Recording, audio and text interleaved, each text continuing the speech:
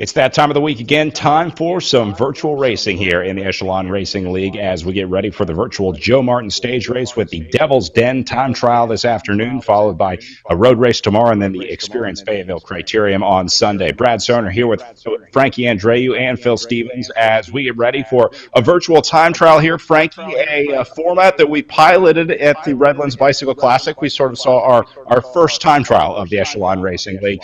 Short, uphill and fast. I love the time trials that we've been seeing here on RGT. Yeah, it's going to be a good test for a lot of the riders. And as you just mentioned, the time trial here at Joe Martin is going to be very similar to the one at Redlands. It's about 3 miles long. It's going to kick up. It's going to be steep. There's got some sections where you're going to have to keep it rolling, and you're going to have to take into account some of the switchbacks to be able to handle those turns. And so I like this time trial format because it gives you an idea of who's going good, who's looking to be able to do well here at the Joe Martin stage race. And the time trial really sets things off on a good foot for whatever rider can cross that time or do the best time. Let's talk about where things stand going into the day today, because we have a new overall leader here in the Echelon Racing League. Pro men up first this weekend as they swap with the women. Matt Usborne moving into the lead with 157 points, knocking Ben Thomas down to second for Team Tour 2000, presented by Callis at 146 points. Charlie Revel sitting in third place with his Team Tour 2000 teammate Ben Thomas, and then Tom Thrall down to fourth place for the Insured, presented by Pedal Power Team, sitting right there with Neil Ulstenfeld, his teammate, in fifth place. A little further down, Draft Racing has two as well with Will Harden and Ryan Ruderham.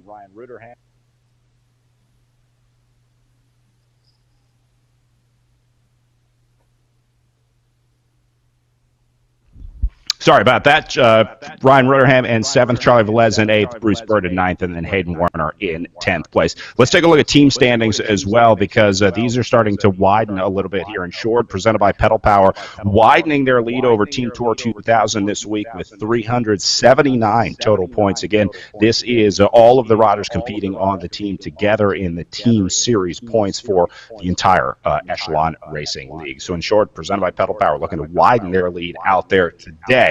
All right, now let's move on to talking a little bit about the course here as these guys get ready. Now, Frankie, there's 30-second intervals for these riders to take off, but a lot of riders going to be warming up for 30, 40, 50 minutes beforehand. So you're seeing the riders getting into the Zoom room now. I want to talk about the course that they're tackling out there today here, because it is very similar to what we saw in Redlands. Frankie, I want to start with you. A lot of the uphill comes early on in this one. They kind of do this winding uphill and then across the ridge to the finish. Yeah, starting down at Devil's Den State Park right next to the lake. That's the warm-up area normally, and it is steeper in the bottom part of the climb. Again, you got the switchbacks, but this part we're seeing right here, this is where you really got to keep it rolling. You got to keep the momentum, so you got to save something for that final portion of the race. You can see maximum gradient of 9.5%, average gradient of 6%. It's a tough start for the Joe Martin stage race. And Phil, narrow on the way up as well. That might be the defining factor of this race.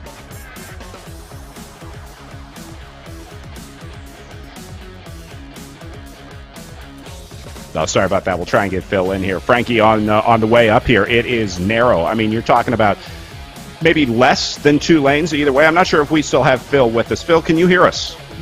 Yeah, I can hear you. Sorry about that. Yeah, so talk to me about the way up. I mean, it looked pretty narrow out there. Yeah, it is very narrow, and the switchbacks are at a good camber. So having good bike handling skills and picking a good line will definitely help you a lot in the real world. Yeah, exactly. Talk to me about what the finish is like. I mean, is it uphill all the way to the line? Does it sort of flatten out a little bit in the last kilometer or so? There's the ridge, and it sort of winds around, and there's some trees and property along the way that doesn't let you see the finish line right away. But when you get there, it is a little bit of a drag after you've already spent yourself early on. It's easy to go too early. Frankie, we saw this in the Redlands time trial. The intermediate is going to give us a little bit of information, but it is so important that you save some energy. And it's really tough trying to time something. It's going to be like a 9-minute time trial out there today. That's a really tough effort to time, isn't it? Well, in real life, if we look at 2019, Stephen Bassett won in a 9:17. And so the bottom part is steep, but that's really the steeper part is where you can make the time up on the other riders. So yes, you have to save something for the end, but being only 3 miles, You talked about the warm-up being important. Yeah, 30, 40-minute warm-up. The start is going to be critical, and they're just going to have to keep their momentum, and hopefully they don't blow up. And whoever doesn't blow up is going to end up being the winner. I have a feeling the riders that did that Redlands time trial will have a little bit of an advantage here, not only knowing what that effort is like on the trainer, but also knowing what that effort is like on the platform. We talked about some of the differences between the road racing and what they're doing in the time trial here. Frankie, I understand you had a chance to jump on RGT or jump in your first race here over the last couple of weeks. Is that right? I did. I did the category 2 for the criterium. Jumped in, and you know what? I found it's very hard to kind of feather your power to stay in the group. I was off the back, and then all of a sudden I'd like put in big power and I'd go off the front, and then I'd sit up to be able to get back with the group, and I'd be off the back. And of course, in that, Joe Martin criterium is one of the hardest ones around. So you hit that steep section, and it was flat out, big watts. But after 5 laps, I was dropped, completely dropped. I rode 2 more laps by myself, and then I just quit. Well, I can't blame you. It's tough riding out there. It's certainly a little bit different from the real life riding, but we are starting to really see the riders learn the platform, get better and better on the platform. The riders with experience on the virtual racing platform definitely pays off. Phil, I want to go to you next because I think the same thing applies in real life. We see a lot of riders that have been there before that do well in the time trial, but this is also really important in the GC. It seems like just about every year, this opening time trial or this early short time trial plays a big part in the GC. It does. The teams definitely get a pecking order set up, and it sets up the road racing for duties and what's going on for the team tactics, trying to rally and be in the best position going into the criterium at the end. Frank, as a team director, I mean, that can be crucial, sort of setting up the rest of your week. If you've got 1 rider or 2 riders that are in contention for GC, a lot of times that dictates what your playbook is going to look like for the rest of the week. Yeah, for insured pedal power, I mean, they're going to have all of their guys go as hard. I mean, I think for every team, all your guys go as hard as you can. I can remember, as a director setting up in that state park, everybody on the turbo trainers, telling everybody, the more guys you have up there to be in contention or within, 5 or 10 seconds, the better. And so this is going to be a big test for many of the teams that are coming out here. First Internet Bank, they're going to be riding us the first time they'll be doing the virtual Joe Martin along with everybody else. But, we should be able to expect some good things from them. But having more guys up there to be able to fight through the road race and the criterium definitely will be an advantage for any team that has numbers. And remember, they're racing on the GC for the weekend, and that gets turned into Omnium points for the overall here at the Echelon Racing League. Let's take a look at the special rules for the time trial racing here today. They still have the physics of the riding that we talked about, but drafting is turned off for the time trial. So if the riders catch another rider or there's overlap, they're not drafting off of each other. They start in 30-second intervals, and it is just based on when they arrive, sort of like a random draw, I guess, because it is the first race of the weekend of the series here for the virtual Joe Martin stage race. Riders just leave the pen as they arrive at 30-second intervals. So we should see our first riders going off just a couple minutes after 6:10 Eastern time local here, although I guess that's 5:10 Central time. We should be on the local time of our host race there in Fayetteville, Arkansas.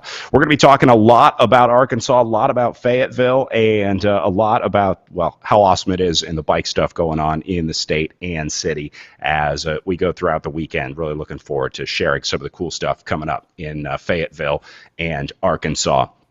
Frankie, we are almost to the end of the Echelon Racing League season here this year. It seems like it just started a few weeks ago as we began with the Railroad Stage Race. Then it went to Tour of the Gila. We had 2 criteria weekends with the Thompson-Bucks County Classic, then the Armed Forces Cycling Classic, followed by Gateway Cup, and then Redlands, our last event. Joe Martin today. We're headed to Indy Crit and Dirty Reaver, 2 one-day races on the February 20th and 21st weekend, and then wrapping things up with the Tour of America's Dairyland, March 11th through 14th. We've had a good mix of races, haven't we, this season here, Frankie? Good mix of long road races, good mix of tough time trials, and plenty of crits. My favorite.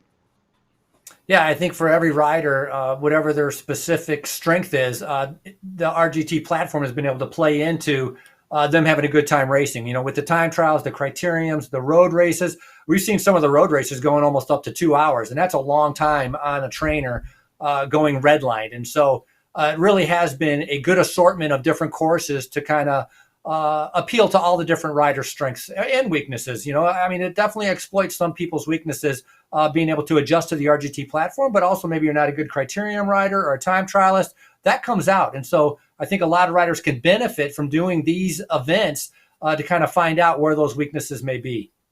Yeah, and again, a huge opportunity for riders to be able to preview these courses that they're going to be hopefully racing on in 2021 or into 2022. Good chance to, do the recon that you just couldn't do if you weren't able to travel in person. So hopefully riders will take advantage of that. Obviously, these courses will live on RGT, so ahead of the IRL, in real life, real world racing, the riders will be able to go and take a look at the courses. All right, so it looks like our first rider's just getting ready to roll out of the start pen. Again, 30-second intervals. We are going to have some of our camera bots riders rolling out here shortly, but looks like Chris Uberti will be the first rider on the start list out there today. Frankie, any advantage psychologically to being the first or last rider? Normally we talk about conditions, right? Wind, rain, something like that. Obviously that doesn't change here in the virtual world, so it's really just a matter of whether you want to set the time or you want to be chasing a time. Yeah, and a lot of it's maybe if you even know the time that you're going for. But on a short, I don't think you can pace yourself much by knowing the time already ahead of time. Again, it's only 3 miles. If anything, Christopher Uberti will be a little bit at a disadvantage considering he's an aerodynamic engineer for General Motors. That's really not going to come into play here in the virtual world. But Uberti's a very strong rider, great at criteriums. He pretty much does everything, track racing, cross. And so it'll be interesting to see. It'll be a good time marker of what he does to see how everybody else does as we see Furman right now out on course.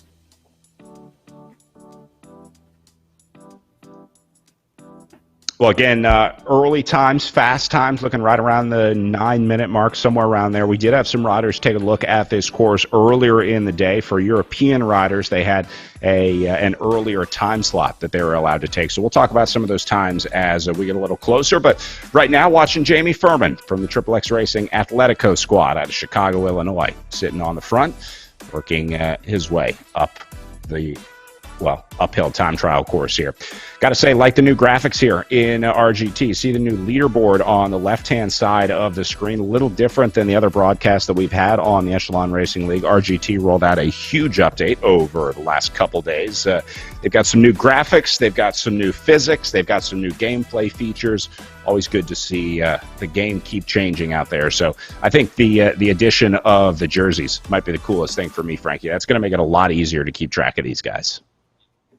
Yeah, it should be easier to kind of keep track of who's who and be able to pinpoint it, but also being able to see the highlighted rider there, I think, is good. As you just noticed, the dark of Schwint, and so now you can look up and see he's doing about 400 watts, which is good.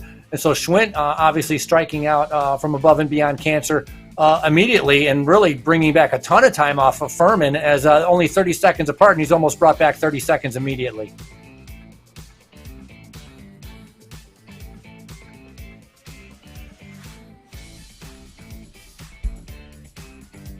Oh, Schwent already catching his Minuteman here on Furman. And Schwent living the blue life here.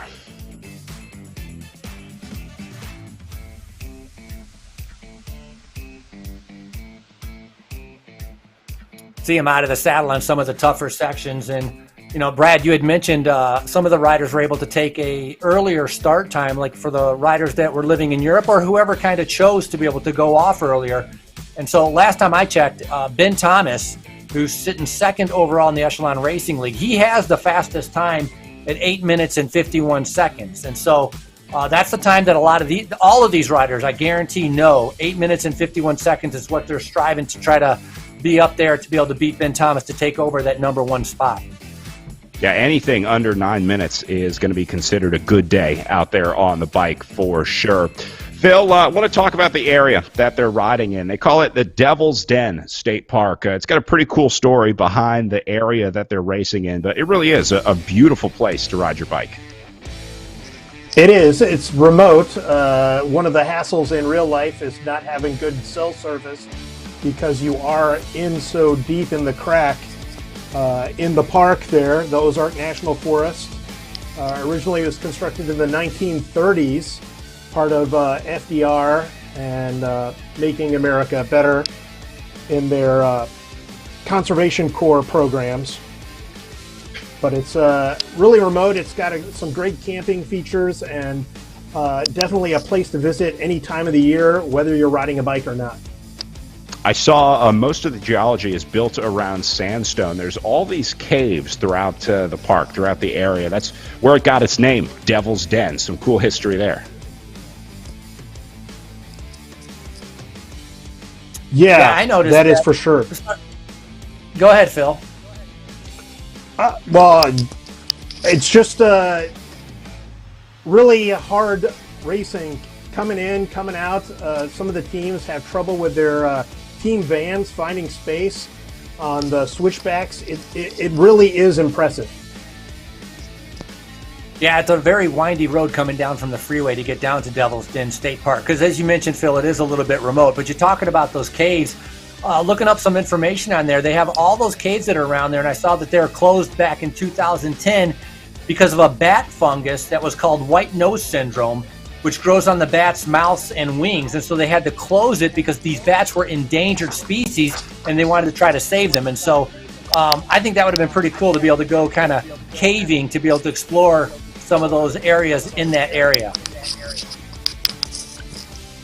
Next year, Frankie, we'll do some spelunking at the 2021 Joe Martin stage race. I think I understand they also had like outlaws hiding out there back in the day. Phil, is that right? Is that where it got the name Devil's Den? Was it like all these cool outlaws hanging out with their cave clubs? Yeah, for sure. Sandstone caves that provided excellent hiding places for the outlaws in the 1800s. So. And I'm sure there are a few Indian parts as well.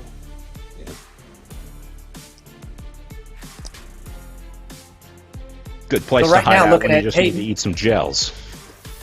Yeah.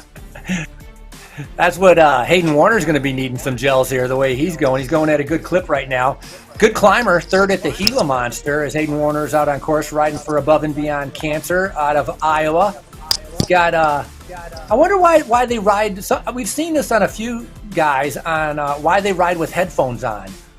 Maybe I could understand, having the earbuds in for the road race or the criterium, getting some tactics from your director, and maybe that's the same situation here in the time trial.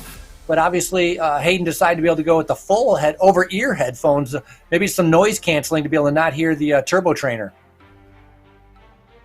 Yeah, maybe trying to get focused, trying to watch some Netflix. Trying to drown out the announcers on the live stream. There's a lot of good reasons to wear a pair of headphones while you're out there riding.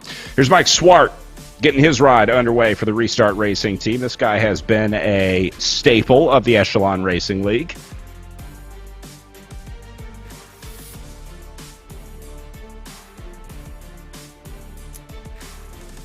Seeing it pretty common right now, right at around 400 watts on certain portions of the course. He has just started off, so he's on the lower portion. So as we switched over now to Vogel, again, almost 500 watts. And so he just came off the line. Of Stefan Vogel from Project Echelon is now underway. Vogel out of North Carolina, actually goes to medical school at Wake Forest. And so the 31-year-old has been, he's been in many of the races also for the Echelon Racing League.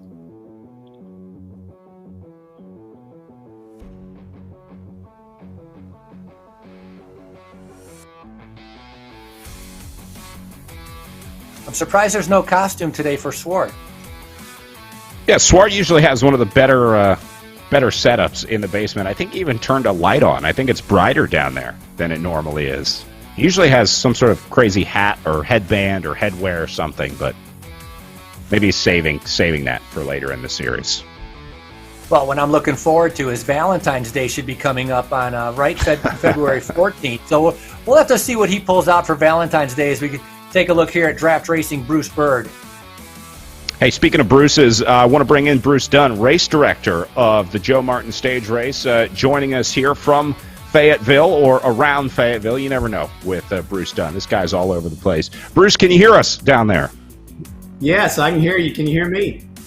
Hey, I can hear you loud and clear. Looking good, man. Welcome to the second virtual Joe Martin stage race. You guys did one earlier with the Echelon Racing League over on Zwift, sort of one of the pilot events of the series or of the season. Sounds like it went pretty well. Tell me why you guys are doing the virtual Joe Martin stage race this year. Well, I mean, I think Eric and his team really did a great job of just doing a placeholder last year, right? I mean, it was all about keeping cycling top of mind, working with the sponsors and working with some of the, the major races in the country. And in the off season, they really upped their game, starting to work with RGT now.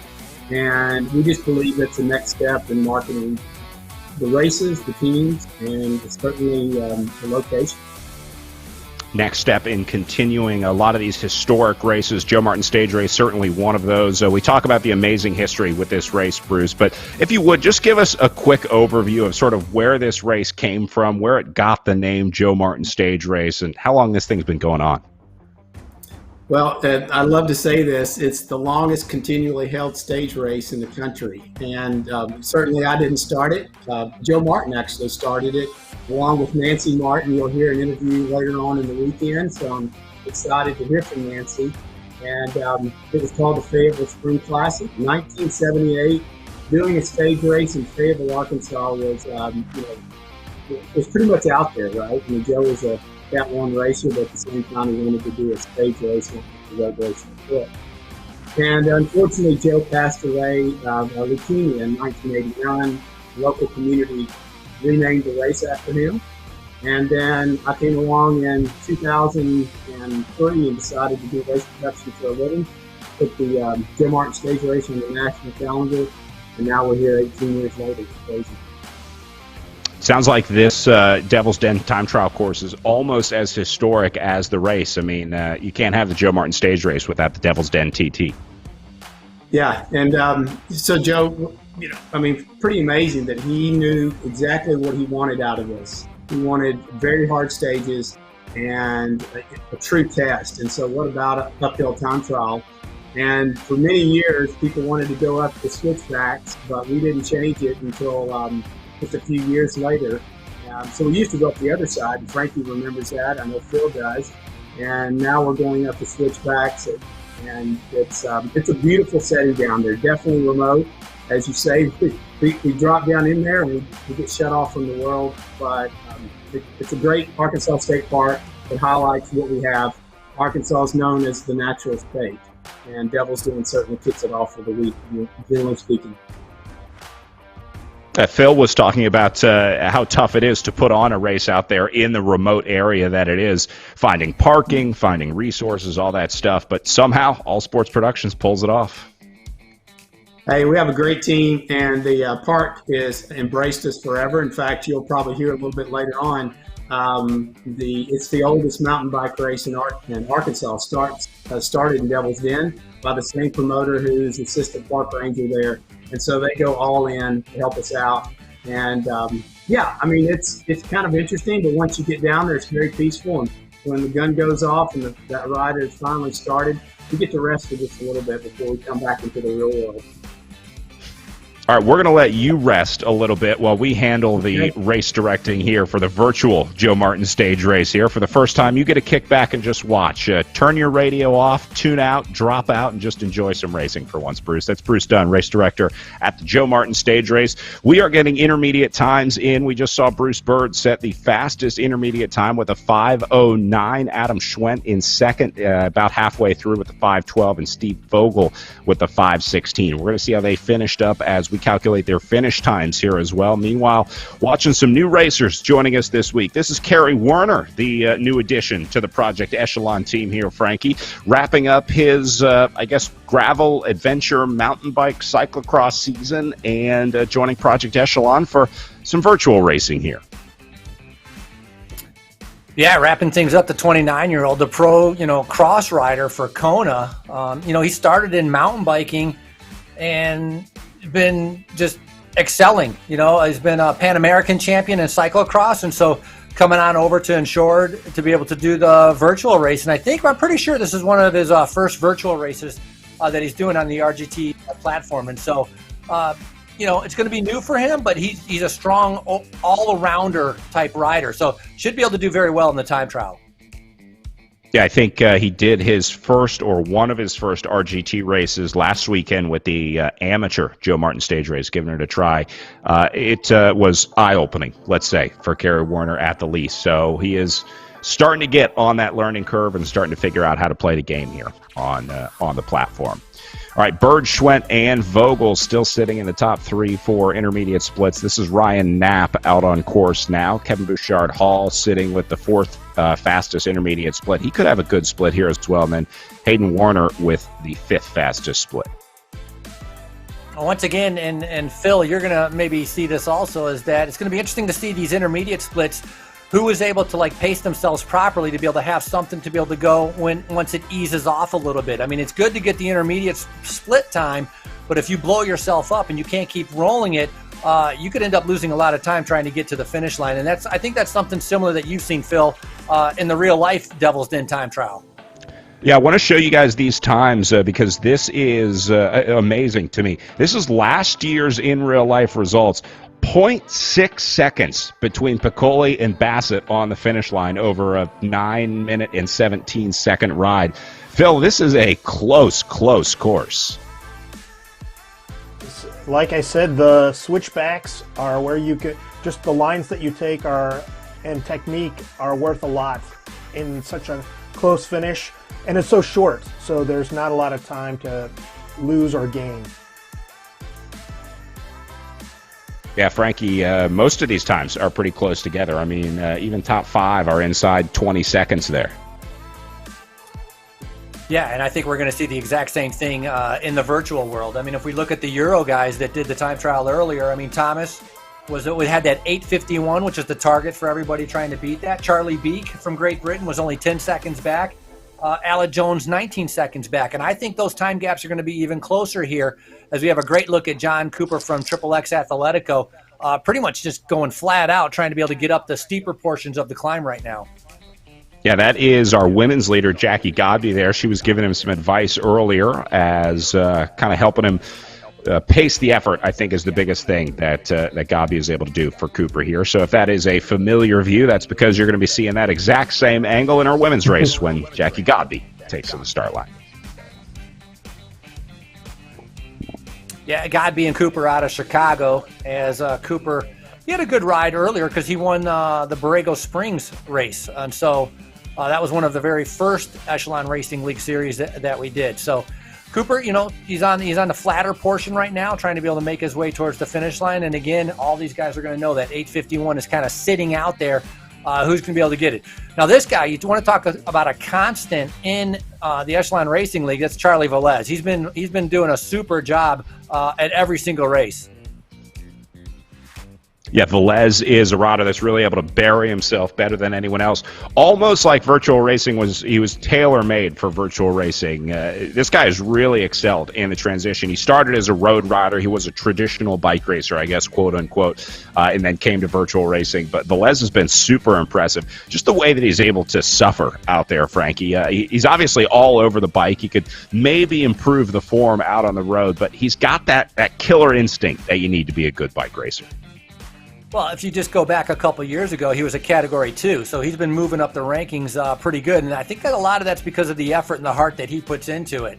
He's been 3rd at the Junior National Road Race, and so Charlie Velez, obviously a big passion for cycling, and that's coming through with watching the way he races now. As we see Uberti living, he's a Michigander. Like I mentioned, that aerodynamic engineer working for GM.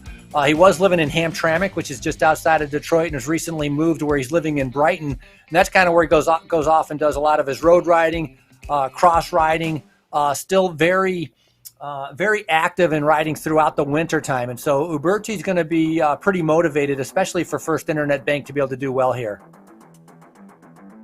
Yeah, few of the First Internet Bank riders joining the Echelon Racing League here over the last couple races. Nice to have them bring a little talent to the men's field here. This is a squad that we see all over the country, Frankie. These guys are omnipresent on the American crit scene. Well, American road race scene as well. We should, can't discount guys like Stephen Bassett. Got his break on that First Internet team.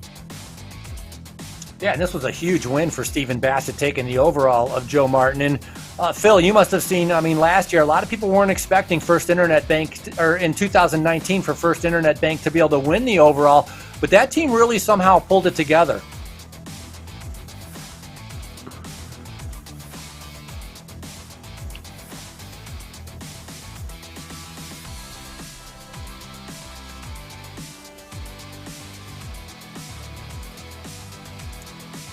Pretty surprised in the intermediate time. Sorry, I was going to say intermediate time with Bruce Bird, right? And it's amazing. A 5:09 was that intermediate time. I mean, he's one of the oldest riders in the race at 52 years old. And we saw him do an incredible ride. I think it was at sunset where he went off and was like attacking like mad. And they only reeled him in just at the end. And so Bruce Bird right now with a good time as we move over to the Canadian Watson that's putting out about 300 watts, trying to be able to bring back Velez. Now, I would be surprised if Watson is able to catch up to Velez, but if he does, this would be an indication that Watson's really flying out there.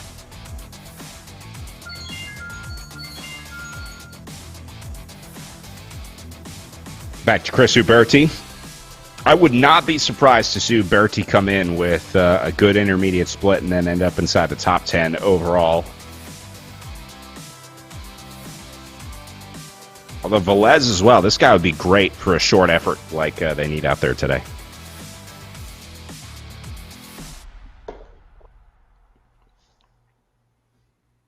Phil, this course looks like it might get a little bit easier at the top from what I looked at the map. It seems like you kind of get up on that ridge line. Does it widen out there at all, or is it still pretty narrow all the way through?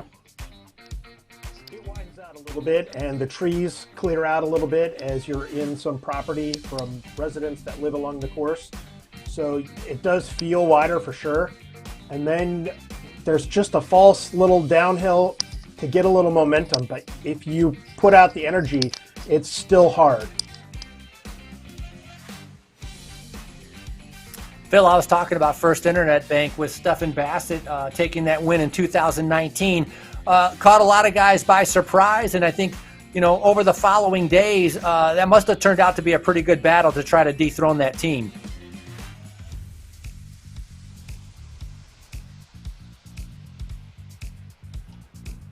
Amateur race. They worked really hard and put in some time, so they weren't necessarily an overnight success. And I'm sure they would agree with that. They put in some time, but it definitely was not a big marquee name team that you see across the country come and show well in Joe Martin. Yeah, I would call them underrated for the season, or for the last few years, I guess you got to say. Although Stephen Bassett is probably the perfect example of an underrated rider that just needed the break, right? Just needed a chance to get noticed. Feel bad that he had such a big breakthrough coming into 2021. I mean, that was a guy who was on the cusp of greatness. We saw it at races like Joe Martin. I mean, this guy was pro Conti level.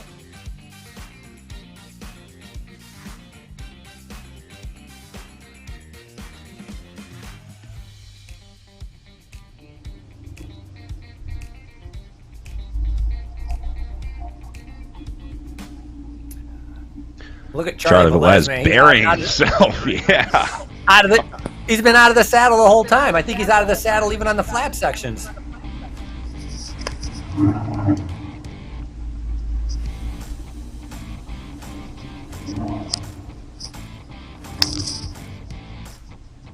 Well, that's what it takes to do well in virtual racing here. And Velez hits the line, cooked, in, and done. Frank, you know this feeling. There is nothing in the world like it.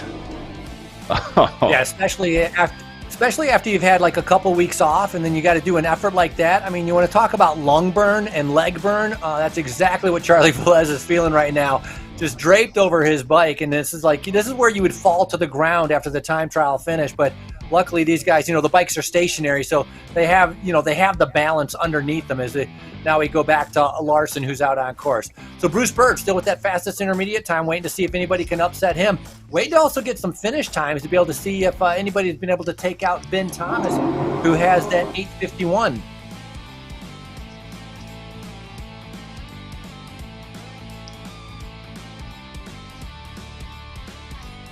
I noticed earlier also with the earlier start time for the Europeans, which makes sense. I mean, it's not fair for them to be off the race, at 12 o'clock or 1 in the morning. There were a good amount of Americans also, or Canadians, North Americans, let's call it, that raced there already earlier too. And I was thinking about that, it's like you could race at 6 p.m. at night, or you could race earlier in the day. And actually, I think that's the smart decision is to be able to pull off racing earlier in the day, because then you're going to get a longer time to recover in order to get ready for what's going to be an extremely hard road race coming up tomorrow. And so saw a lot of North American riders, US and Canadian, that rode earlier today in that early time window for the time trial that was available to them. Yeah, good point. I saw a few Americans took advantage of it. I think Zach Nair was in that early wave as well, but that's a good point. Get a little bit more time of recovery in between this effort and the next one tomorrow with I think, noon start time Eastern for the guys tomorrow. So, yeah, you get the difference between, 12 hours and 16 hours, let's say, of rest in between efforts. Frankie, it's not a long effort, but even a 9-minute time trial like this is enough to really put the hurt in the legs that you'll be feeling it the next day if you don't recover enough. I totally agree. And, we've talked, Jackie Godby talked about it. It's still for her like a 2.5 hour day because of the warm up, because of the, the intensity of the race, but more importantly is the cool down of riding for 30 or 40 minutes trying to spin the legs out. Not everybody's got a soigneur sitting at home to be able for them to put their legs up and be able to get a massage, as we see Larson now come across the finish line. And so, or actually still out on course, excuse me. But yeah, that recovery extremely important. And so these riders are going to have to do a pretty good cool down. And yeah, if you can get an extra 6 hours to be able to get your legs feeling better before a big road race, I think everybody would take that. It's like Smith rolling past Wilson here as they go past their halfway mark. Hey, Phil, I got a question for you. That on the switchbacks of Devil's Den and going up, I mean, obviously in the virtual world, everybody's on road bikes. But when you're out there and, I remember when I was a team director, some guys would ride time trial bikes, some guys would ride road bikes. But when you were out there in the last couple of years in 2019, what generally is the selection and what kind of wheels would they pick for the Devil's Den in real life?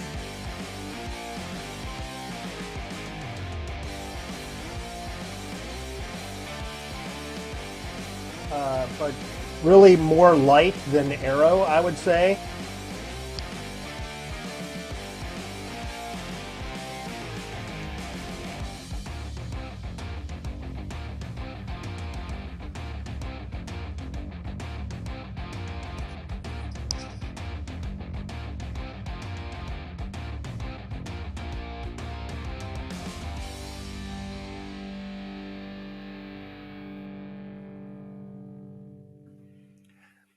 Just right there, Hunter Wilson, the 20-year-old, he's a young rider racing for Team California, trying to be able to bring back Smith before the finish line. Team California with about 4 or 5 riders in this race, many of them all part of a development program, some of them coming from Team Swift out of California and other ones on Team California for a couple years. You can see all the riders that have finished up on the side of the road right there. Still trying to track down Bruce Bird with that split of 5:09. He seems to be the one in the lead. And haven't got any finish times yet. Going to wait to be able to see if we can get some of that up to be able to get an idea of maybe if the Europeans have done a kind of a better time than the other riders. But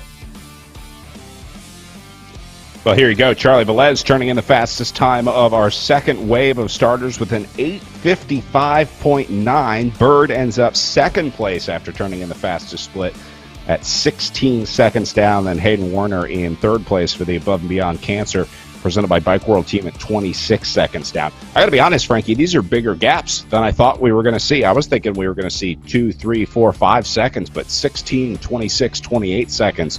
Nice ride for Charlie Velez. Got a commanding fastest time for this set of rides. Oh, fantastic. And that puts him only 4 seconds down on Ben Thomas. And so he's right there for the overall to be able to fight for that general classification. More importantly, super impressive. Look at the watts per kilogram, 6.52. I mean, that is massive. And a great ride by Bruce Bird from draft, 16 seconds back. And so a lot of these riders, again, feeling that lung burn, And maybe, it's a hard, intense effort trying to be able to handle a time trial like this, but a lot of the guys I'm sure are going to be happy to be able to get the virtual Joe Martin underway.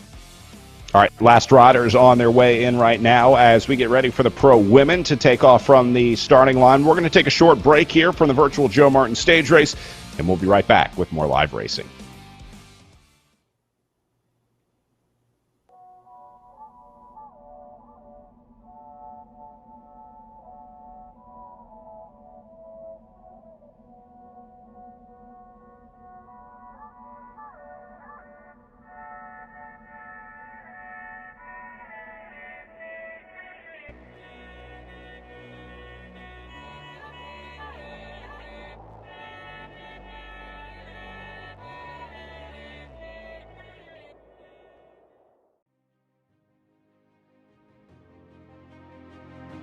The world is changing. I'm looking to do things better. To improve. Just because it's always been that way doesn't mean it's right. I embrace change. I seek adventure and discovery. I explored and explored. To know the unknown. Even in the toughest moments, we ride together. Even in the moments when we're at our limits. We support each other. It's time to move up a level. To push that little bit harder. Changes we make now will make the future better for all. The efforts we put in today will pay dividends tomorrow. We all have the power to up the game. To build something better. It's not time to play. It's time to get real. It's time to be a game changer.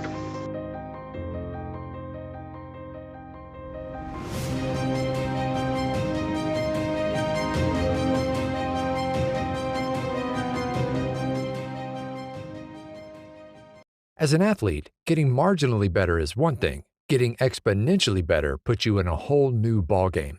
Biomoto uses a proprietary digital process to capture movement at 200 frames per second and 70 sensors per foot to measure ground-based forces, resulting in advanced motion analysis that's up to 10 times more accurate than orthotics. It's the data generated by this process that allows Biomoto to construct custom insoles that make athletes faster, stronger, and more stable, and result in an unprecedented 95% success rate.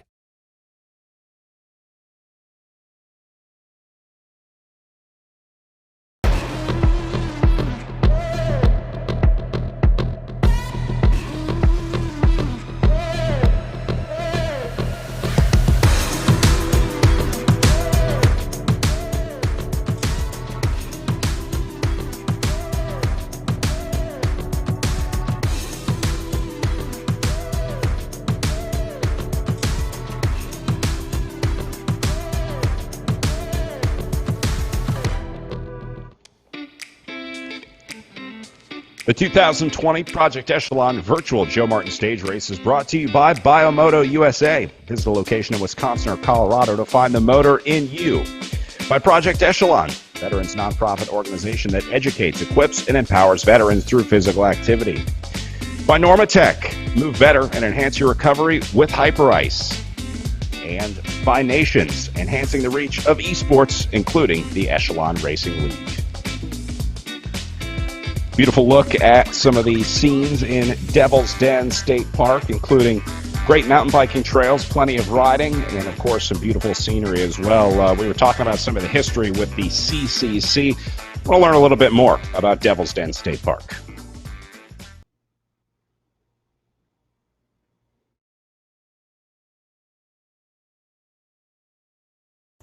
Hello and welcome to Devil's Den State Park. My name is Mistina and I'm one of the park interpreters here at the park. Today I'd like to invite you all on a virtual hike through the legacy of the CCC. We will spend about 10 minutes virtually exploring the park's CCC Interpretive Trail to discover some of the most important historical resources here at Devil's Den State Park, work done by the CCC. Devil's Den State Park is a special place set aside to protect and preserve the cultural resources, like our CCC history, of this unique Ozark Valley in northwest Arkansas. So I've mentioned CCC a couple of times. Can you guess what CCC stands for? If you guess CCC stands for Civilian Conservation Corps, you were right.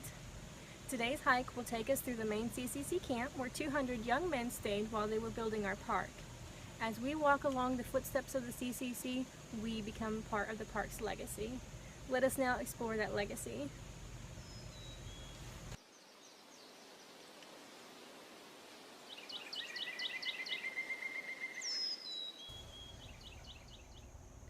Devil's Den State Park would not be the park that we enjoy today if it weren't for the CCC's hard work and sacrifice. The Civilian Conservation Corps was formed by Franklin Roosevelt in the 1930s Great Depression era as part of his New Deal project. He formed the CCC for two main reasons. One reason was to give young men work during these hard times so they could support their families. The second reason was to build up these conservation areas like state parks and national parks. The type of work that the CCC boys did while building the parks was building the trails, such as our Devil's Den Trail, Lake Trail, and the Yellow Rock Trail. They also built the roads into the park so people could come down and enjoy this beautiful place. They planted trees and built recreation facilities like our cabins. We will actually get to see one of our cabins today here in just a few minutes. It was hard work building the park. Those of you that live in Arkansas or live in the surrounding states, you know how hot it can get here in the summertime. You also know how cold it can get here in the wintertime. Now, imagine being a CCC worker working in these outside conditions, the heat of the summer, the cold of the winter, doing this for $1 a day. Yes, just $1 a day. That's how much they were paid. I'm guessing most of you make more than $1 a day in your weekly allowance or paychecks, so $1 doesn't seem like a lot of money to us.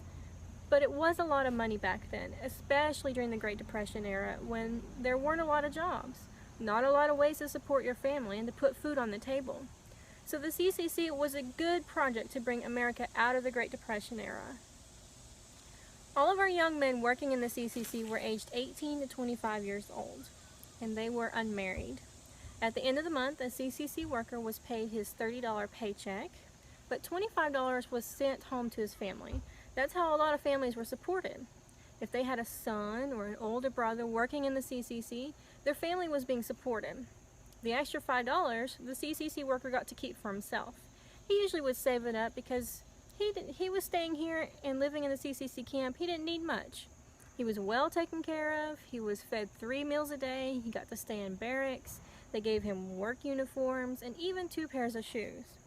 So life was pretty great here, despite the hard work that they were doing. Let's walk further down the trail to see where these young men lived and worked and talk about some of their daily routines.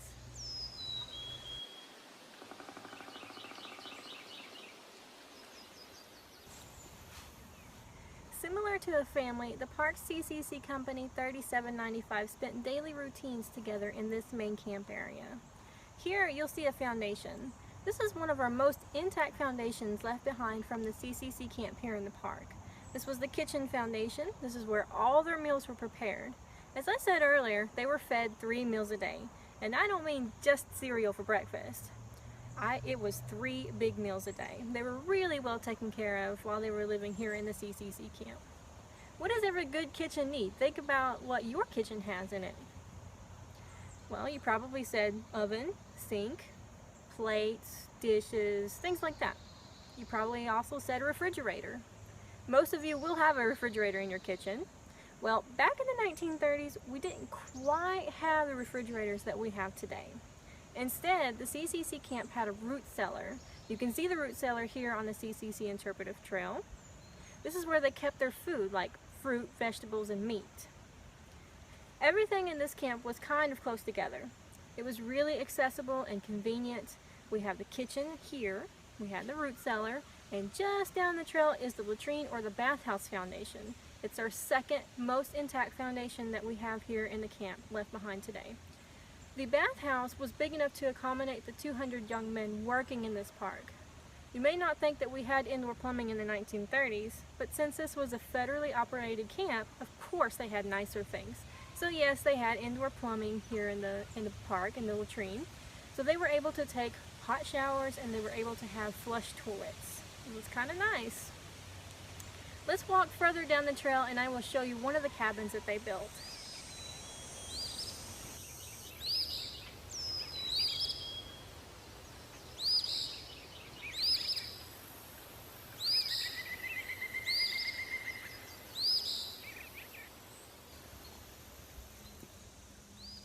The CCC built structures you see in the park were made of natural materials found in the area and were built to last lifetimes. This is cabin 17 behind me. You'll notice that the foundation of the cabin was built using the native sandstone from this area, and the wood siding was made of wood from this area.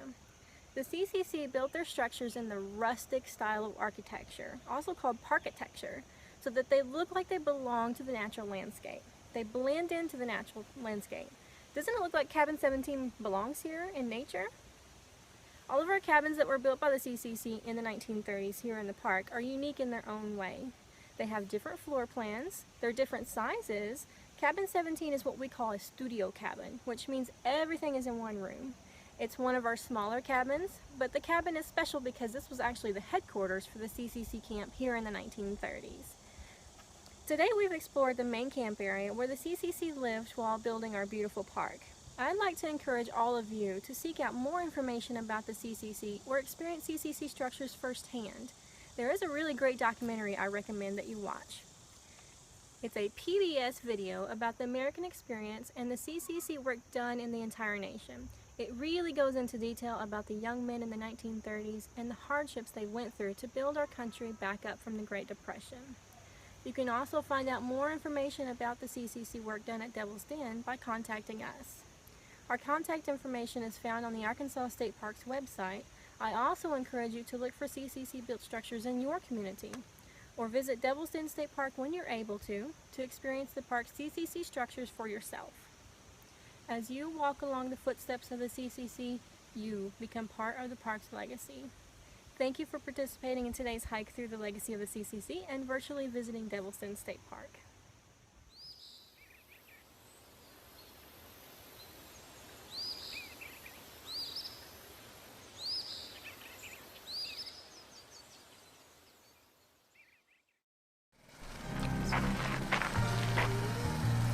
All right, we are out here, Camino Escuela in Tucson, Arizona, for the first ever Camino Escuela Hill Climb Championship. Competitors here. Sean is going to be rocking the e-bike, the new Subito e-bike, weighing in at like 30 pounds, an additional, I don't know what that does, 200 watts. Heather, all natural. The course, I mapped it out earlier, it's about 1.3 kilometers. I think it gains about 30 to 40 meters, that's around 100 feet, and it's just short of a mile.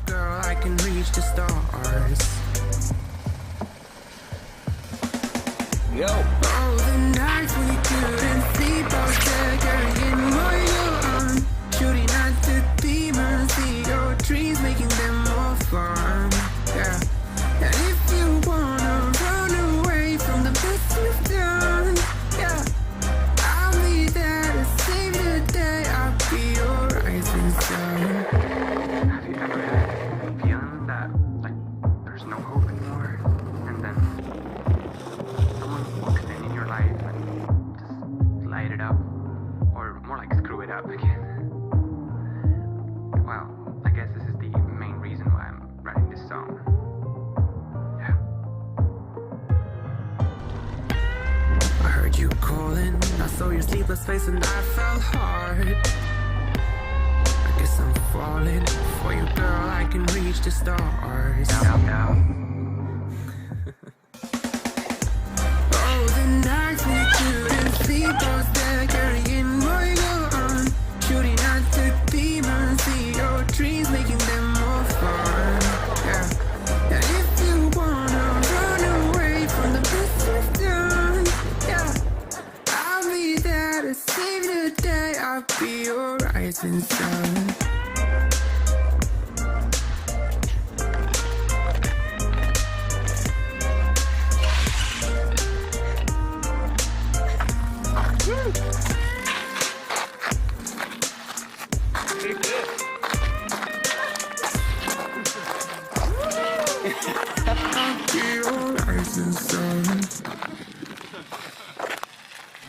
All right, that just happened. Yeah, I'm the champ. That was crazy. I mean, I hit my button and she had no chance. I thought I was dropping you. And you were just messing with I was stretching, getting ready for my effort. I did a little bit of this, one of these, and then I just went. We thought you were like getting dropped too.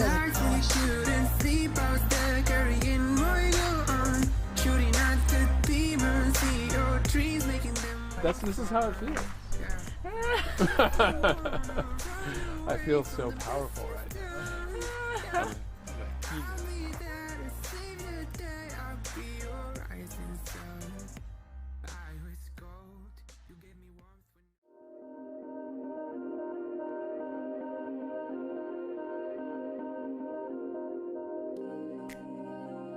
My name is Dr. Alan Lim. I'm an exercise physiologist, and I've spent most of my career working with professional cyclists. For years, I've been getting riders to ride on static trainers that don't move. But now, with the Infinity technology by Ceres on the MP1 platform, you have fore-aft movement as well as side-to-side movement that ultimately greatly enhances comfort. Every single contact point can move in a more natural way, and over the long haul, what that means is you don't get beat up by your static trainer.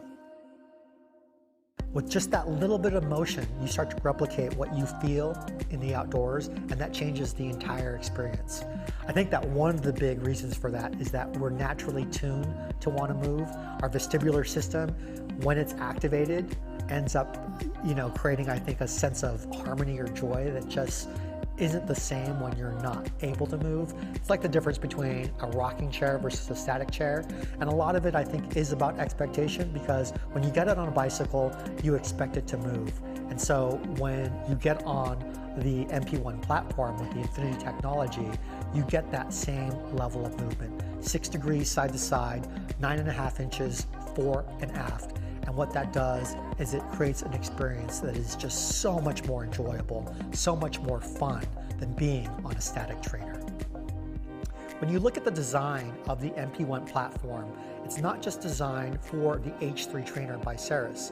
It's also designed to be compatible with almost every new smart trainer currently on the market. So if you don't own the H3, but you have your own trainer at home, odds are this will be compatible with the MP1. Another unique feature of the Infinity technology on the Ceres MP1 platform is that it's best in class. You have 6 degrees of side-to-side motion and 9.5 inches of fore-aft motion. That's movement that specifically replicates what you feel outdoors, and there's no other competitor on the market that can simulate that type of movement. It's certainly not the kind of movement that you can get by just putting tennis balls under your trainer. Cycling isn't just about your legs and your lungs. It's also about being able to handle the bicycle, and that takes a lot of control in both your core as well as all of these small stabilizer muscles. On an indoor trainer that is static, you're just not getting any of that specificity. But with the Infinity technology built into the MP1 platform, you are able to use and have to use all of those stabilizers to control the bicycle. The net effect is that not only do you get a workout for your legs and your lungs, but you also get a workout for your core.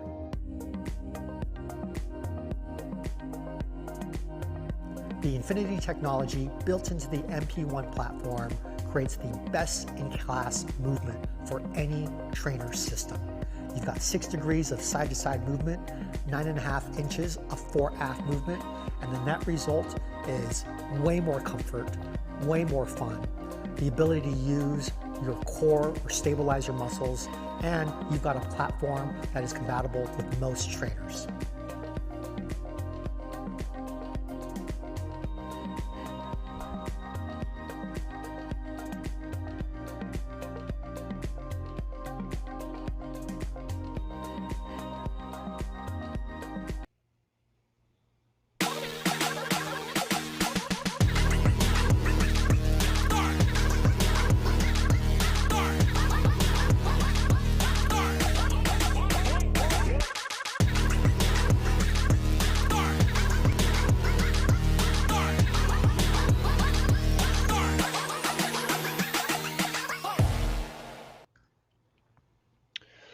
Pro women getting ready to roll off the start line in the virtual Joe Martin stage race as we just wrapped up our pro men's individual time trial here for the Devil's Den State Park time trial. Pro women will be getting underway here in just a few minutes. Our first riders will leave the start house in 30-second intervals, so we should see those riders wrap up here fairly quickly as this field will crush this relatively short time trial course.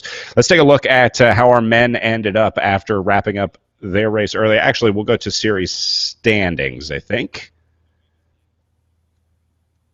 Yeah, there we go. So this is where things stand right now in our women's series with Jackie Godby leading the way.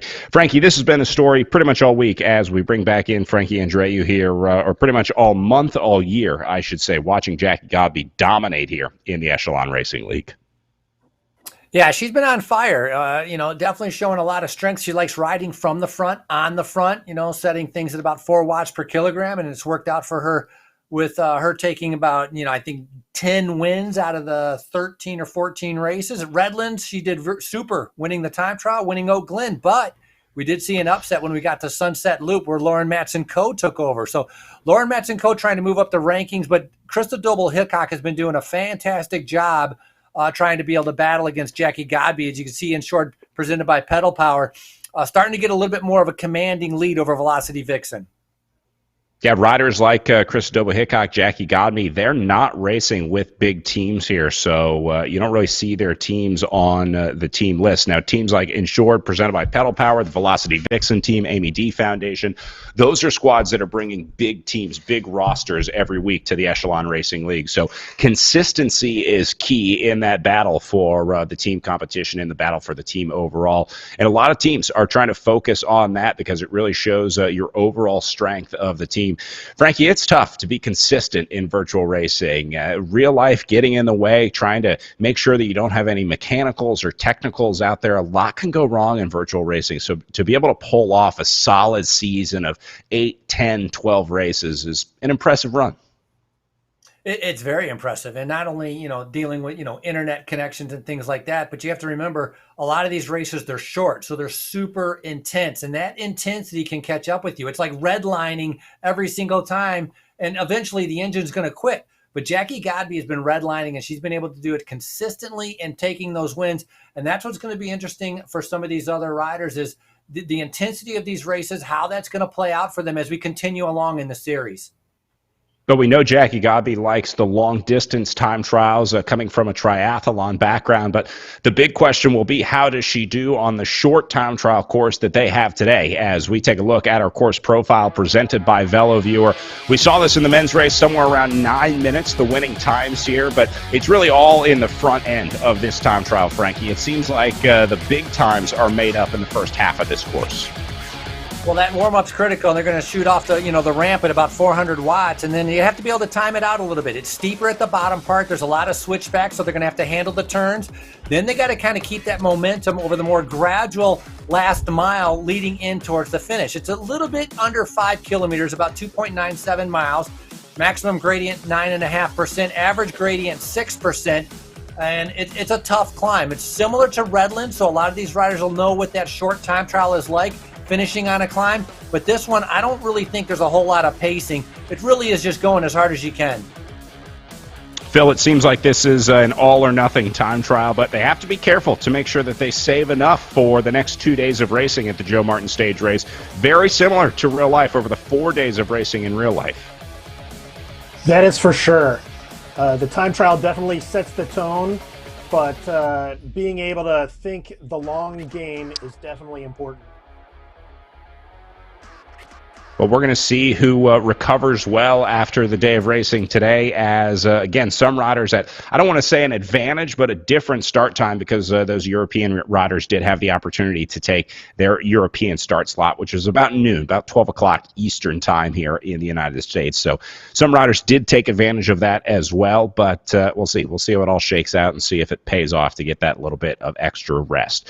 Frankie, we were talking about the starts. I want to go back to this because this is a huge part of racing on RGT, and I think probably one of the biggest differences between real-life racing and virtual racing here on the platform, the importance of ramping up your power to get to the start. It's one thing to leave a start house and try to go from 0 to 400 watts, but on RGT, you're basically starting at 400 watts when you leave the line. Yeah, exactly. You know, you're not like pushing on the pedal, looking down, trying to clip your pedal in, trying to follow a wheel, trying not to bump into somebody. RGT, it's a wind up, and you have to be wound up in order to be able to launch off that start line. And so a lot of times, 5 seconds to go, you'll see the riders. They'll all be out of the saddle. They'll be in a bigger gear than normal, trying to wind it up to get the watts so that when that clock hits 0, really you're catapulted off the line to be able to make sure you're in the front group, or in this case, getting a good start for your time trial. Phil, in real life, are things as close as they've been here on RGT? I mean, I would imagine you're seeing a lot of riders coming into contact in real life. Is there a lot of passing? Do they do 30-second intervals? What's it like in real life? Yeah, I believe it's 30-second intervals. It's pretty close, especially with the switchbacks. I think riders have to time their effort if they're going faster than someone they're catching, and how to maneuver that and not really go out of their line through the switchbacks in the early part of the course. Yeah, you got to know the course and know yourself as well, Frankie. Recon on this course, I mean, is recon going to save you on a day like today, or is that just the difference between an 802 and an 803 on a day like this? I would guess it'd be a little bit more than that. I think knowing the course of like the steeper portions on the bottom part and the switchbacks, and then how it kind of levels off a little bit to be able to wind it up towards that finish line, that's going to play a big factor. And so any of the riders that might have raced in the amateur version, or have actually, this course has been up on RGT for a while, they could have previewed it. We'll be able to have a good advantage to be able to do well today. I love looking at the profile here. We're seeing some of our bots leave the starting line, which means we're going to have our first riders out of the pen here very shortly. It pretty much goes uphill immediately, Phil. As soon as you leave the start line here, you're climbing. I mean, you're basically climbing onto a 3-4% grade here on RGT. So you really, I think the easiest part, I guess, is probably at the top, the last kilometer or so, half kilometer. It is, but you've put so much energy in the start and getting going. So you can't recover at the top. It's still full out, even though it levels off and winds it up a little bit to the final dig to the line. Yeah, of course, they put the easiest part at the end when you're most tired. No rest for the wicked, as they say. So getting a good look at some of our riders in the room. You see a lot of them on the phone, a lot of conversation going on with their teams. I've been watching a lot of these riders communicate in the run-up to the ride, looking for a little bit of intel maybe from some of their male team counterparts that went before them on, where the really hard parts of the course is. Frankie, just like in real life, you can look at the profile all you want, but until you get out there and ride it, you don't really know a course. So I think the riders that are getting the chance to see this for the first time under race conditions might be in for a big shock.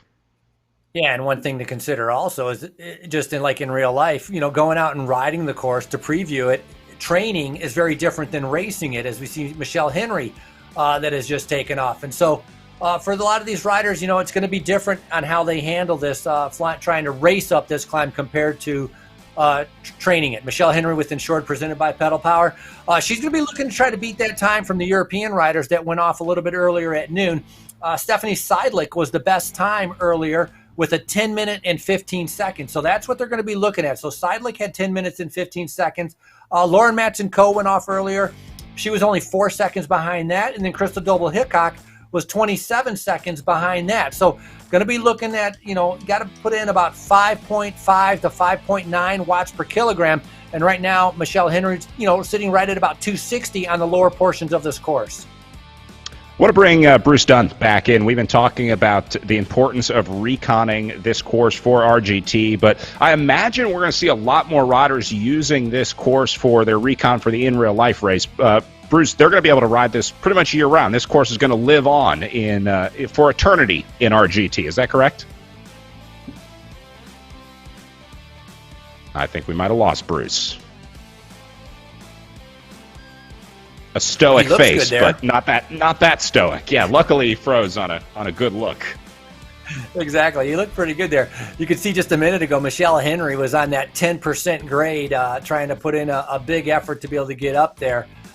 Michelle Henry out of Denver. As we go over here to Danny Monahan from the MED Foundation.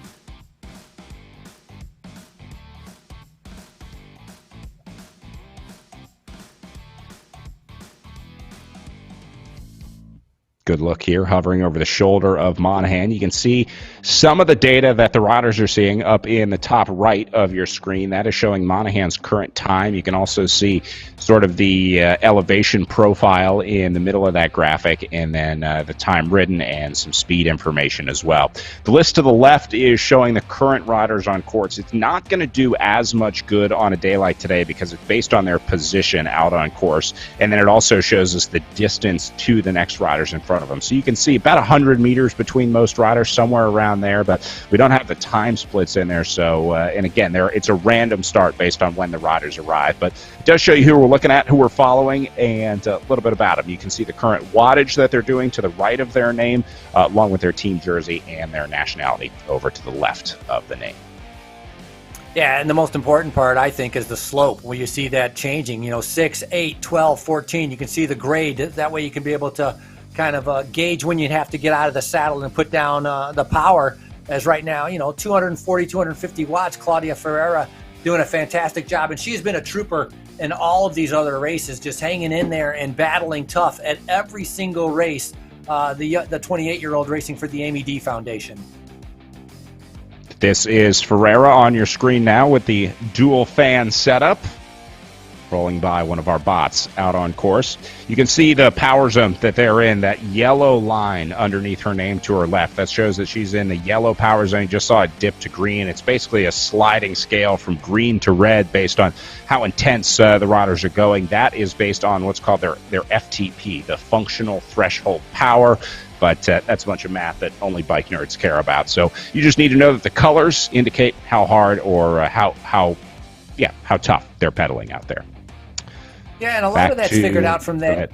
Sorry, a lot of that's figured out, Brad, from that eBio passport also, with trying to be able to make this as level a playing field as possible, with having to be able to video themselves on the scale with their weight, and then that's a way of figuring out their functional threshold power to be able to make sure that their trainers also are calibrated correctly as we go over here to Mason that's out on course.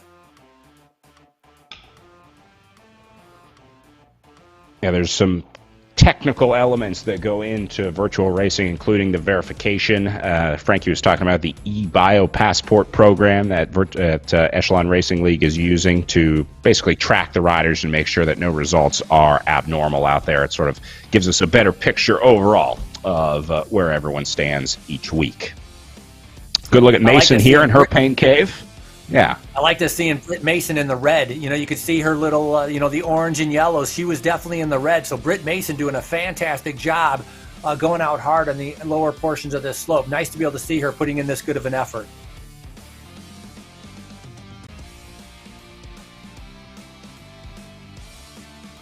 Back to Esteboville or Team Infinite.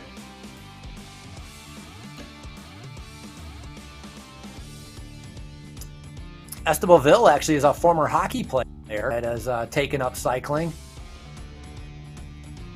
Had a good ride earlier in some of the Echelon Racing League races. Right now, 277 watts. You can see that in the upper left-hand corner. So that's 5.3 watts per kilogram, and that's good for her. If we want to go look at Stephanie Sidlick, who's right now, from the European riders that raced earlier with that 10-minute and 15-second time, which everybody is chasing, she did 5.97 watts per kilogram, but just behind her, Lauren Matson-Coe was right at 5.4 watts per kilogram. So somebody that can hold right around 5.4 to 5.5 watts per kilogram is definitely going to end up there in the results. Yeah, I'm amazed at some of the numbers that we're seeing here on the uphill time trial and some of the times, how closely they mimic some of the best riders in the country. I mean, the men's race, we saw names like Stephen Bassett, James Piccoli on that list, and the times of guys like Ben Thomas weren't far off, so it's going to be really interesting. I've been really looking forward to hoping to see some crossover here between the virtual world and the real world. I want to bring Bruce Dunn back in, race director of the Joe Martin Stage Race. Bruce, we were just talking about how amazing it is to see how closely these riders line up. I certainly hope that we're going to get to see these riders in real life in 2021. I understand we're going to be hearing about some new dates coming up this weekend. You guys are going to be making that big announcement this Sunday. Yeah, we're going to make it this Sunday, so I'm pretty excited about that. We've been working hard, really a year out, working with the race directors of the other, the races on the PR team, the UCI calendar. Certainly, probably talked to the teams more in the last year than we have in the last 18 years. And I think we do have the date. So Sunday, let's just go ahead and put the time. How about between the men's and the women's race on Sunday? Let's make that announcement.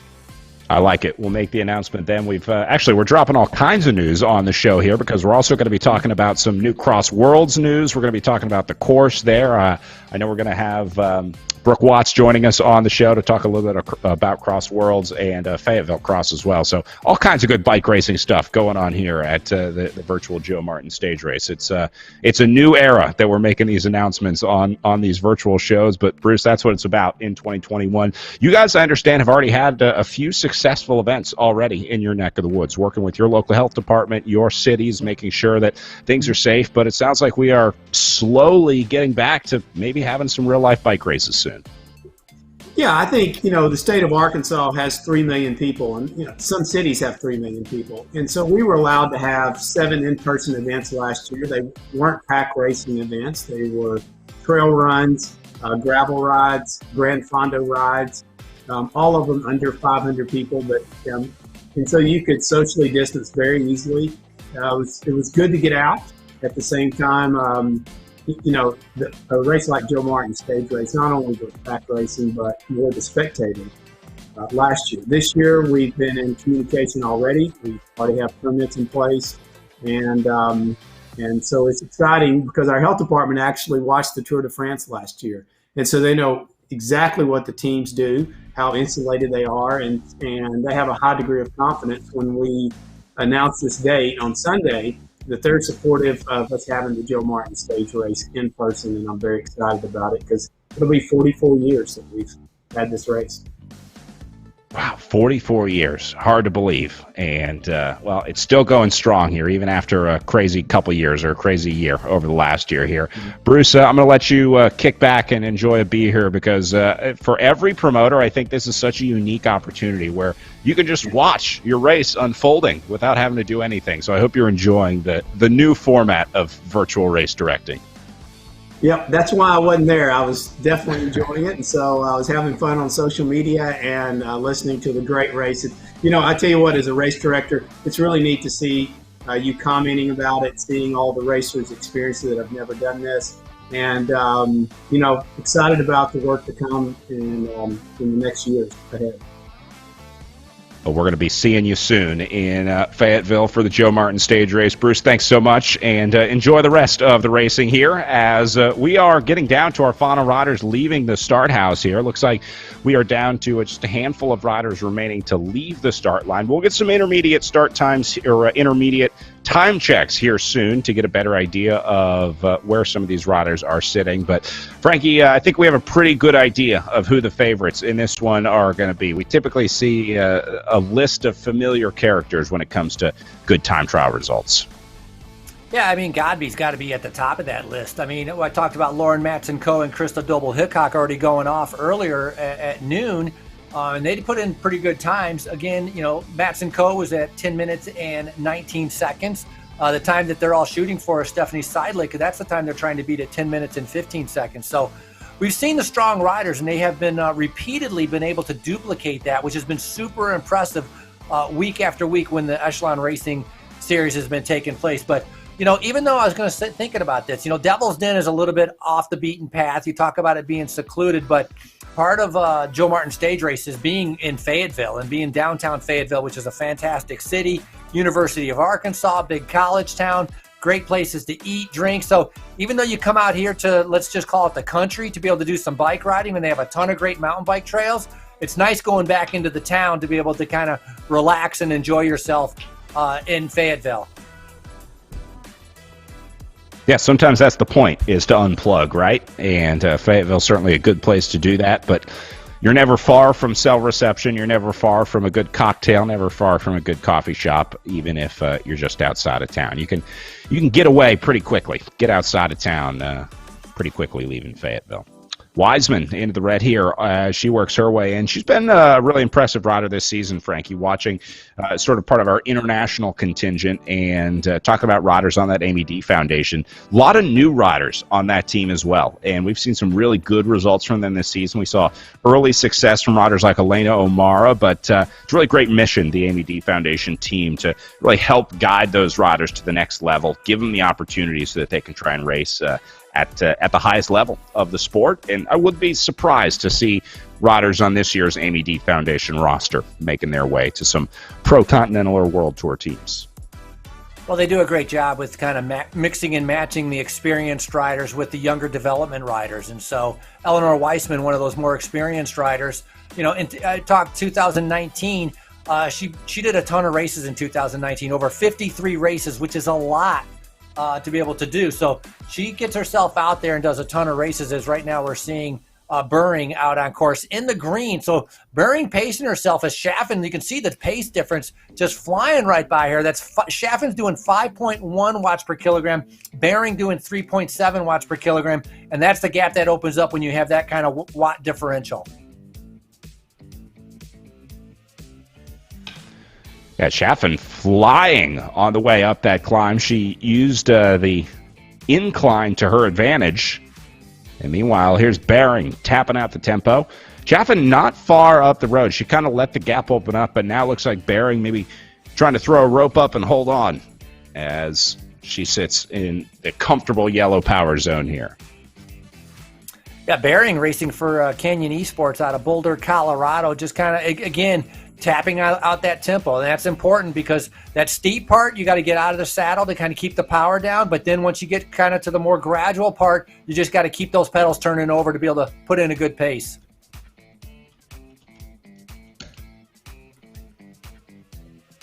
Velocity Vixen team with Bronna McGregor.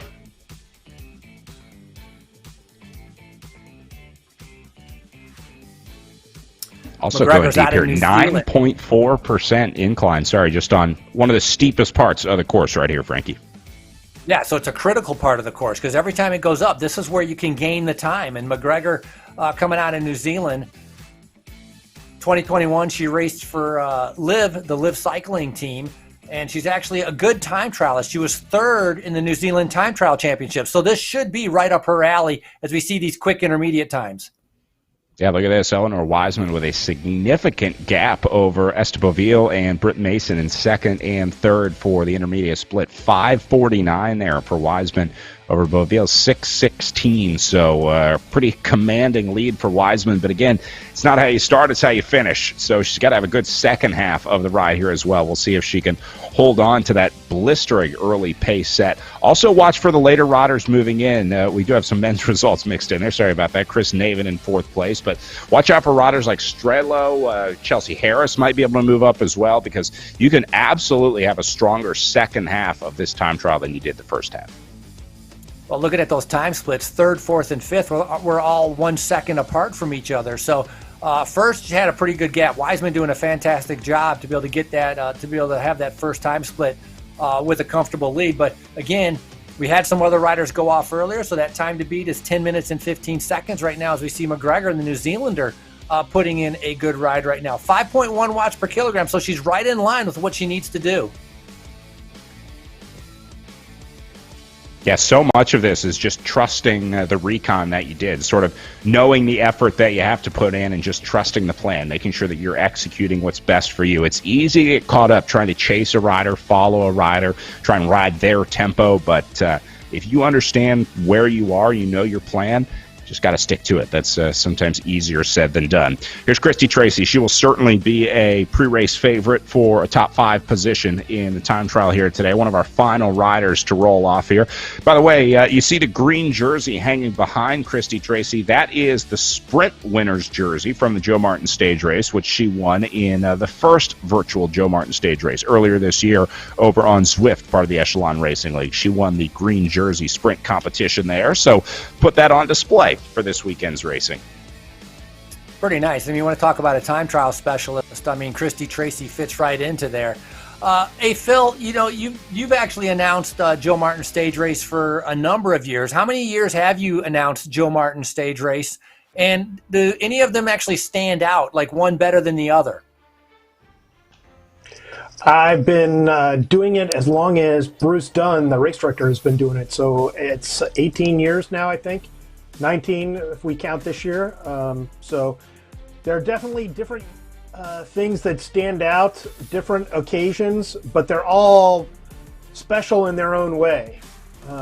We've had so many great riders, either past riders who've come from the Pro Tour and come back to Continental Racing, like you, Frankie, and participate in the race, coaching and riding. And then the women, it's just so incredible. The regional riders, the domestic riders taking on some of the internationals, whether South Americans or a few of the Europeans. It's just been, all of them stand out. It's hard to put it into words. Yeah, it's one thing with Joe Martin, you know, being a UCI race, which is like, I'd say one of the very few that are left right now. They bring in a lot of the foreigners that be able to come in, like South Americans. And if, for example, the winner of your 2019 Devil's Den time trial was Andrea Ramirez, and she did a time of 10 minutes and 55 seconds. And so that was a strong, strong time that she did. And so, again, you know, Seidlich time of 10:15, and we saw on the men's side with Ben Thomas beating the in real lifetime also, but you got to take into account there's no wind, you don't have to battle with a headwind, you're not dealing with the heat or the cold, so there's a lot of factors go in why the virtual race is a little bit quicker time-wise than what you see in the real life world. Yeah, being able to wake up in your own bed, make your own breakfast. You don't have to travel to the race. There's no early wake up. It's there's a few differences, I guess, with virtual racing. But the wattages have lined up pretty well. We've been looking at some other races of riders that did the races in real life and then did the virtual racing as well with the Echelon Racing League. For the most part, Frankie, the power files are lining up pretty well, we're finding. Yeah, it's incredible on how realistic the magic roads of RGT are. And so those power files are matching up when you're trying to do the exact same times. It's pretty impressive. One thing that's key here is these intermediate times. I mean, if I go back and look at the men, Velez, like I saw, he ended up second overall, did a great time. But like Warner, Henry Warner, he had a 7th intermediate time, but then he jumped up to 3rd place to finish overall. Whereas Schwint, who had a 2nd fastest intermediate time, he ended up dropping down to finish 4th. And so a lot of these intermediate times, even though, you know, you're going quick, you really is a bit about pacing yourself. Like Matt Main was 10th fastest intermediate time, and he ended up 6th in the race. And so got to take an eye on these intermediate times as Vi Nagayan, 5:45, right there, Wiseman. So what a ride by her. Yeah, new fastest intermediate split for win there, just a second faster than Wiseman.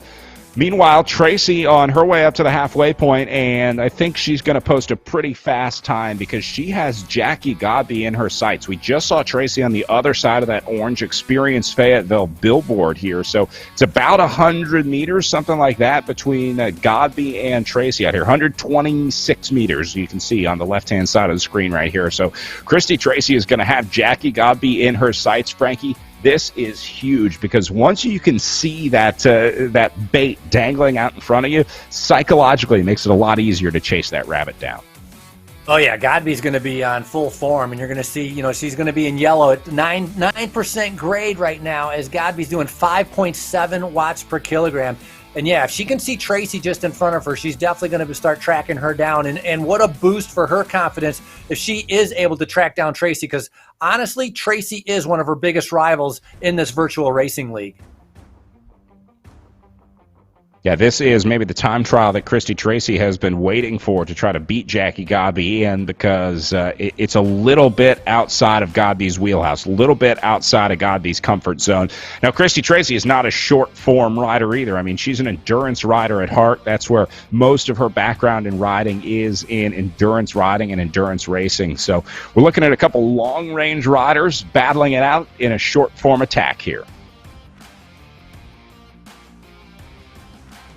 Look at Tracy right now, head down, giving it all. And you talk about long distance. Yeah, she's a 24-hour expert, national time trial champion in the 24-hour. And so right now, she loves riding in this position. This is her comfort position, which usually is kind of more difficult for many other riders. But coming out of that triathlon background, this is perfect for her. She's got her head down, trying to be able to hold off Jackie Godby from catching her. But more importantly, trying to keep those watts up and put in a super fast time to be able to catch that time of Stephanie Seidlich, who's the current fastest time at 10 minutes and 15 seconds.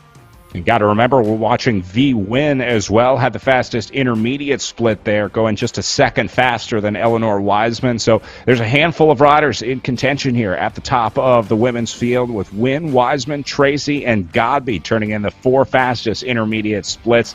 And they're all riding together here. This is perfect. We couldn't have asked for a better setup for these riders leaving the pen. We're going to see Godby finish first, Tracy behind her, and Win should be in front of both of those with her intermediate split here. So we're going to see some fast finish times coming into the line here very soon.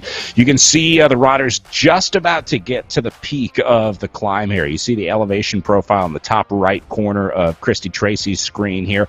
That is sort of the top of the ridge that they go across when they get through that narrow, windy section of the course profile that we saw a little over halfway through. That's where things tend to get a little faster. Like right here, Jackie Godby working her way down the small downhill section that Phil was telling us about earlier, Frankie. Look at that, only 4 seconds difference between Win and Godby. So Win, I mean, if she doesn't crack, if she's able to hold this pace, this would be an unbelievable breakout ride for her. The rider out of Seattle, the 24-year-old, trying to be able to hold off Jackie Godby, who right now is flying down the road. Look at the speed, 70 kilometers per hour. And Godby going through the 1 kilometer marker as she goes inside 1,000 meters to the line.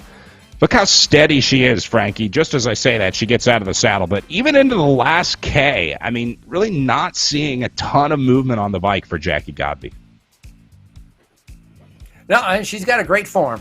She knows how to turn over the gear, and that's one thing that we notice a little bit differently is she spins a little bit more. She turns the gear over a little bit quicker than what we see some of the other riders who might be sitting at about 80 RPMs. Godby will be 90 to 95, but just there you can see all red. Look underneath her name. She is pinned right now, redlining herself, trying to get to that finish line to put in a good time. Behind her, Christy Tracy has just gone through 1 kilometer, so still holding on to that roughly 100-meter gap between Godby and Tracy. They're going to hit the line very close to each other, and I have a feeling those are going to be inside of our top 5 times on the day. So Godby, I think this is the most that we've seen Godby out of the saddle all season here, Frank. If you combined all the time we saw Godby out of the saddle, I don't know that it would even add up to the amount of time that she spent standing up today. I would agree, and surprisingly, 250 meters to go. This is on the flatter section of the course. This isn't even the steeper section of the course, but she realizes she was down on time on Win, so she's trying to be able to bring that time back, and right now it's just a full sprint. Look at that, red, red, red, all the way to the finish.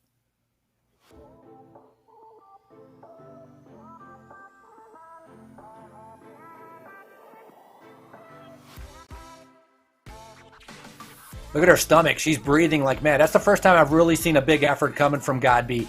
Really, where you could tell, sometimes you can't tell if they're going flat out. That time you could tell she was going flat out. Now Christy Tracy in the red. Love seeing this. Look at that, 5.8 watts per kilogram. The power these women are putting out is ridiculous. Godby just did a 10:03.4, so that is the time for Christy Tracy to beat here. She won't know that, so she's just got to go as deep as she can here, trying to go under 10:03.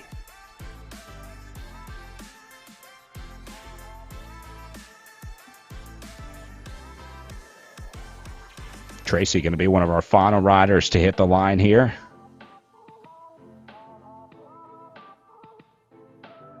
And that's going to be at 10:24 for Tracy. So she tacks on maybe a few more seconds than she wanted, and looks like Jackie Godby might hold on to this one. We'll wait for official results to get confirmation, but does not look like Tracy was able to best Godby's time out there today. What an effort from all of these riders to be able to make sure they start off the Joe Martin time trial in a good position, and that's the key. You know, I mean, fine, you want to have a great time. Sure, you would love to be able to take victory, but there's so much racing left. It's super important to be able to put in a good effort, actually open up the legs so you're going to feel really good tomorrow for the road race after you do a good recovery. But more importantly is keeping the time gap small so that you have a chance to be able to do something later on. That's exactly what many of the women in the race did. All right, so here is where things ended up with our second wave of riders. Jackie Godby doing a 10:03. Chrissy Tracy ends up in second place, 21 seconds down, doing 5.6 watts per kilogram. V Win held on for third place for the Insured, presented by Pedal Power Team, a new name in the top 5 here in the Echelon Racing League, at 24 seconds down on Godby. And then Eleanor Wiseman for the Amy D Foundation, ending up in fourth place with Bronwyn McGregor in fifth place, just ahead of her Velocity Vixen teammate, Morgan Chafin in sixth. Esteban Veal in seventh. Britt Mason taking eighth. Anna Strelo in ninth. And Chelsea Harris holding on for 10th place out there today. So, Frankie, a lot of familiar names out here, but some new names working their way up the list here in the Echelon Racing League. Yeah, V Win, what an incredible ride. I mean, she averaged 5.83 watts per kilogram. That's the second most out of everybody. Stephanie Seidlich, who went off earlier, 5.97 watts per kilogram. But Godby, once again, she knew she was a little bit down on time. And again, that's the first time I've really seen her stress and push herself to be able to take that win. And that's a great time at 10 minutes and 3 seconds. And that'll give her an average of 5.57 watts per kilogram. Yeah, it's very rare that we get to see Jackie Godby ride the way that she did today. Normally she looks so controlled. She's like very rhythmic. And this time I saw her definitely, realizing what was happening and not wanting to be able to lose out, wanting to be able to take that virtual yellow jersey. And so that was fun to be able to see her, the amount that she was breathing, even seeing that pain face, which you don't really see that often off Jackie Godby. It looks like Jackie Godby just getting ready to chat. Let's see if we can grab a word with her here. What am I doing? Jackie, can you hear us? Yes, I can. Thank you. All right, let's grab a word real quick, as I know you're cooling down after a tough ride. This was such a unique course out there today. I love watching these short time trials because it puts riders like you in a different place, riders that are used to these long time trials. Doing a short effort like that, how different is that from the other efforts that you've done here in the Echelon Racing League? I mean, I can tell you I was about 9 minutes happier than I was 2 weeks ago doing that long TT. So that was really my focus tonight, thinking of all of those 20-minute TTs where I wish I could have been done earlier. I was like, today you get your wish. And that was my motivation for going hard. How much recon went into this one? I mean, did you learn anything from the Redlands time trial? How similar was this one to that relatively short Redlands time trial, even though this one was shorter? Yeah, so the Redlands time trial, when we talked about it last week, we said there was absolutely an element of negative splitting, saving for that back hill. And here, again, you said it during the men's race, there is no element of that today. The first hill comes early. You've got a hill into the finish. Maybe you get a short break when you go down that hill, but, in terms of recon, I actually got to watch my fiance, John Cooper, do it twice, once last week, once this week. And he experimented coasting on that hill the first week, and then pushing, not quite his threshold pace, but still a pretty hard effort on that downhill this week. And he beat his time by over 20 seconds. So, there's not even really that pause. You get a moment to reset, forget how much pain you're in, and put yourself right back, but not enough time to recover. You are maybe the most prepared rider of the Echelon Racing League because you already have your winner's jersey ready to go here. I see the Arkansas State outline on the jersey. Where did this jersey come from? So this actually came from the first virtual Joe Martin stage race held on Zwift in April last year. It was actually my very first pro race series. So I am particularly fond of this race, and this is my Queen of the Mountain jersey. Very, got to test my chops against a lot of world-class riders. Didn't get the finisher's jersey, so that's the goal for this weekend. But definitely had a lot of fun climbing the mountains, and I'm really excited to see I'm really excited to see how the real world courses play out on RGT. And just a shout out to one of the women in this race. I have the hill climbing jersey, Christy Tracy. That was the first time I went head to head with her. She put out some fantastic sprints in the race, and we were, going back and forth on the jersey titles right there. So I'm really excited to see her for another matchup today and tomorrow. So the battle continues here in the Echelon Racing League, and I can't wait to see you guys matched up in real life soon as well, because I know it's going to happen. We're going to get you guys together in some of these races, and we're going to see this battle unfold on some real roads. Congratulations on another win, Jackie. A little bit of rest tonight, and then back at it tomorrow for the road race. Good luck tomorrow. Okay. Thank you so much. Have a great night. All right, so Godby taking the win out there at 10:03, fastest time of the day. Christy Tracy in second and V Win in third. Frankie, final thoughts from the day out there today as they prepare for a long road race tomorrow? Yeah, it'll be completely different, a long road race, as you just mentioned. And, Jacqueline Godby, again, really showing that battle with Christy Tracy is motivating her. And I got to say, super impressed by V Win. Fastest split, and she to hold up right there and only be 24 seconds back on Godby, who's an exceptional time trialist, but right now sitting top 5 overall, because you got to include Stephanie Sidlick, who went off earlier, and Lauren Matson Co. Really, things are shaping up for a great road race and criterium for this Joe Martin stage race in the women. Phil, our road race tomorrow is significantly different than the course that the riders saw today. It is long. It is tough. It is a classic Arkansas Joe Martin stage race course. Take me through what we're seeing tomorrow. For sure. It's in the real world, it's definitely out of town and a long loop. Do it a number of times, depending on the men and the women. And the hills, the wind, the rain, tornadoes. We've had tornadoes, hailstorms, had to hide in barns before.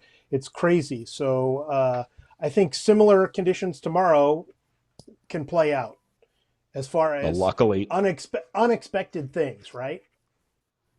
Luckily, none of those conditions on RGT yet. We don't quite have the technology yet to hit the riders with hail and rain. Although, Frankie, the way things are going, I'm sure that's coming soon. We got the smart fans connected now. They got the things that raise and lower your front wheel. We saw the new Saris rocker where you can move side to side. It's only a matter of time before we get realistic weather for riders on the trainer. It's just what you need, Frankie. Well, if you have the flyover with the colors at the start of the race, I mean, we can definitely get some rain and some wind going in there. So, we'll start pretty soon. We'll start seeing echelons forming out there, but it's going to be exciting. I know it's a mountaintop finish for tomorrow, and I know the bottom part of the climb is very, very steep, and then that's going to be the deciding factor. So again, a long day. How much do you save? Do you try to get away early to try to get a gap? Are you a good climber or not? A lot of strategy and tactics that take place. We are looking at a 12 o'clock start time for Pro Men tomorrow. We certainly hope that you'll join us here in the Echelon Racing League. Again, 12 o'clock Eastern for our Pro Men starting tomorrow for Stage 2 of the virtual Joe Martin stage race. We're going to wrap it up there for Phil and Frankie. My name is Brad Soner saying thanks for watching our opening stage of the virtual Joe Martin stage race. We'll be back tomorrow, 12 o'clock Eastern for the road race. See you then.